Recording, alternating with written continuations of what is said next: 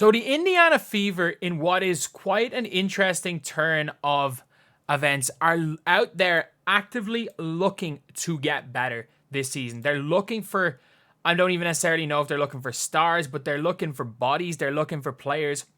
They've got cap room and they're trying to use it. They are out here trying to go and win, it seems. It seems like Lynn Dunn has finally realized, okay, I think, to be fair, I think Lynn Dunn thought Caitlin Clark was going to be good. I didn't think Lynn Dunn thought Caitlin Clark was going to be this good this soon. But you can see from the Kelsey Mitchell interview, it does not appear that Kelsey Mitchell is going to be back. It doesn't seem like she's going to be back in a Fever uniform next year, and I think it's best for both parties. I don't think she's a long-term fit with the Fever with what they're looking to go, but I also think that she's an all-star somewhere else. I don't necessarily think she's an all-star with the Fever. I think it works out best for both parties. I think just like in an Alyssa Smith situation, I think Alyssa Smith is a star somewhere else. She's just, I don't think, a star with the way Caitlin Clark wants to play the game of basketball. And I'm sorry, we saw in the last Dallas game, Caitlin Clark and Aaliyah Boston were responsible for like 80 points and assists combined. Like, this is, you build around players that will help Aaliyah Boston and Caitlin Clark. If you are not someone that will help Aaliyah Boston and Caitlin Clark, you're gone.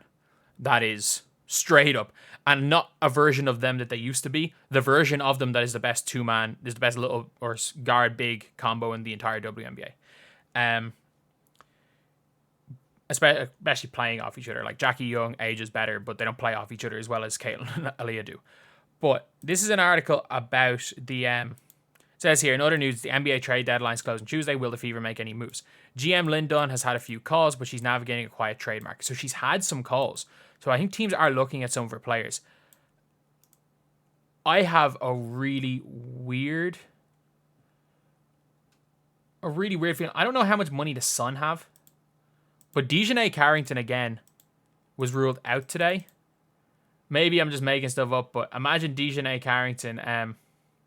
Imagine Dejanay Carrington for Kelsey Mitchell straight up. But obviously, you need to put someone else in that trade. But obviously, Emma Mason trumps anyone available.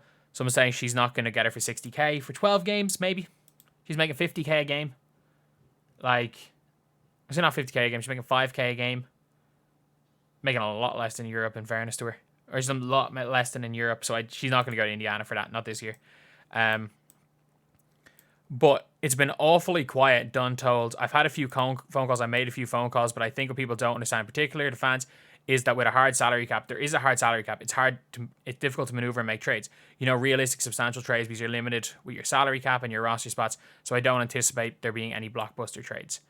Making substantial trades is significantly more difficult in the WNBA than in other leagues because of the hard cap. The hard cap's going to be gone in the new CBA. The hard cap is X amount. Also, apparently they have like $650K cap room next year with the free agents gone. Teams will usually swap a bench player for another bench player with similar salary. How the Fever traded Queen Egbo for Amanda Zahui B, I'm guessing.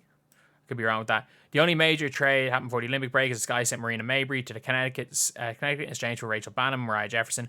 That trade only came about, though, because Marina Mabry requested a trade.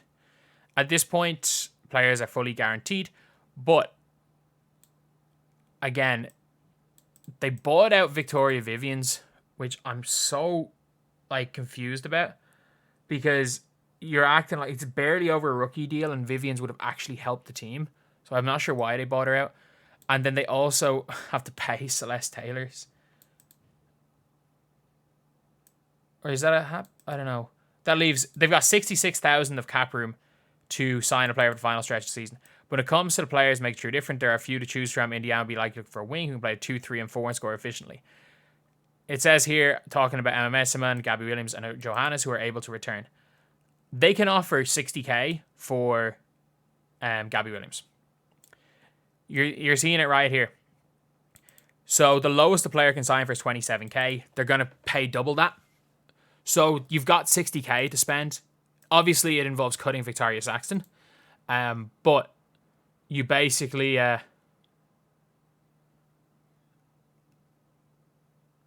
you've basically now got a Gabby Williams type player who could potentially do it. The Fever could also make an effort to contact Odyssey Sims, who was excellent in 11 games, despite being on a hardship contract. She averaged 17.2 and 5.6 rebounds a game. Dallas had to release Sims. I'm just saying, she's already liked tweets about joining Indiana. It's not like tweets, liked Instagram posts. A load of people have messaged her being like, Dallas don't know what they've lost. Indy needs to, Indiana needs to contact you immediately. They're liking those tweets. I do think if you're Indiana, as great as Odyssey Sims is, like, Billings is a better fit. Especially with Temi Fagbenle's injury, non-injury. Like, I don't know what the story is with Temi Fagbenle. Monique Billings is a better fit for the team because you then have got a second Temi Fagbenle to just run. Someone who will probably come in as a starter. Like, she probably starts over Alyssa Smith just because of the way you want to play. And she is someone that would probably help the team a little bit more, and you're more likely to get her. But you're never going to say a team needs less talent. Like, I don't think anyone in the history of the sport has ever said, you know what, let's make our team less talented. So obviously Odyssey Sims is would be a great pickup.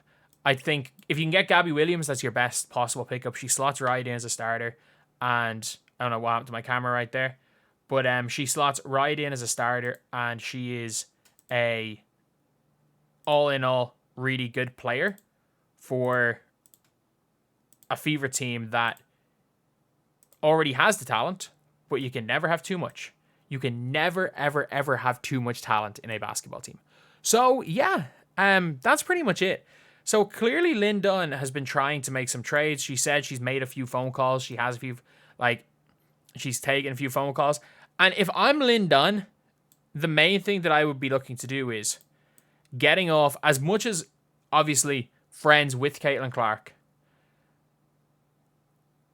I would be looking long term at getting rid of swapping a Katie Lou for someone who's a free agent in 2025. Just so that you can get off the salary as soon as possible, and you can look to rejig the team as soon as possible. But I don't even hate keeping her. She's on a bad deal. Demiris Dantas, trying to swap a Dantas for like a Megan Gustafson who's not really playing for the Aces. If there's any way you can get someone on a similar deal to a Dantas that fits a bit better, but at the same time you need Dantas because of Temi. So it is an interesting one. I do think I would be 75% sure that Victoria Saxton does not end the season with the Dallas or with the Indiana Fever. I would say I'm 75% sure that she doesn't end the season, whether it be a free agent brought in or what. Because why would you cut Christy, or they might just go and cut Christy Wallace, which I doubt. But anyway, yeah, that is the video. Thank you guys for watching. Please like, comment, and subscribe.